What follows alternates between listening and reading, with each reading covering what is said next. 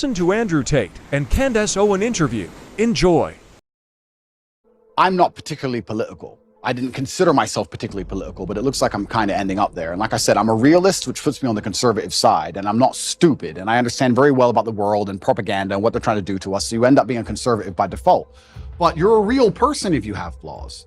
If you want to sit and tell a disadvantaged youth growing up in the south side of Chicago how he's supposed to live his life from your perfectly manicured garden and your white picket fence, you're not going to get through to that person. They don't care what you have to say. It actually becomes a bit of a turnoff. Absolutely. Another thing that conservatives is going to blow their minds, is going to really upset them. What they don't understand about, especially the strength of my message, is that to especially the young boys of the world, I'm cool. I'm cool. And I know they think that doesn't matter, but if you want to sit behind a desk and go, the Republican Bill 304, you're a dork. So no one gives a shit, right? You're a nerd. I've got the big cars and pretty women and I live the lifestyle. If you want to really capture the youth of today, you need to get some kind of affinity with them. They need to at least want to be you to a degree. You need to at least be their hero to a degree. This is where liberalism wins. I don't think a lot of conservatives understand that liberalism's sexy. You do drugs, you run around, you burn stuff. It's cool. You get a party. Because what do conservatives do? Stay home, stay home, stay home. It's boring, right? At least what they don't understand is that conservatives will sit there and go, he's a terrible role model because he has all these pretty girls in this fast car and he's a materialistic. That's the reason I can actually help the world.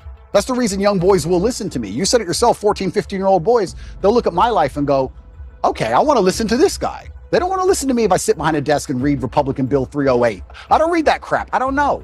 And they don't care. And I also think that especially in the masculine realm, we certainly like to see people lead by absolute and utter example. Because traditionally we would be following our commander or the man we respected into war. So we'd like to know he can at least fight. You like to see he's at least brave. You like to see him lead by example.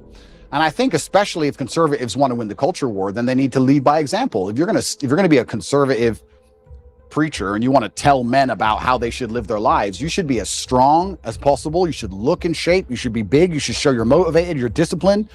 You should absolutely, of course, we all have vices, but you should be very disciplined with your outlook. You should make it very clear to the outside world that what you've done wrong, what you haven't done wrong, you should take accountability.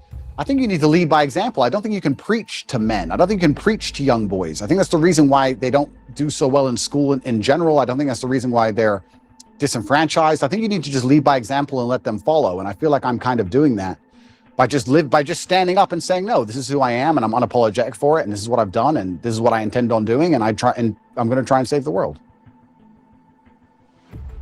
Women are conditioned to act a certain way before marriage, but also during marriage, men and women are conditioned differently. If you have a man who's been married for 10 or 15 years, and let's say he doesn't sleep with his woman anymore,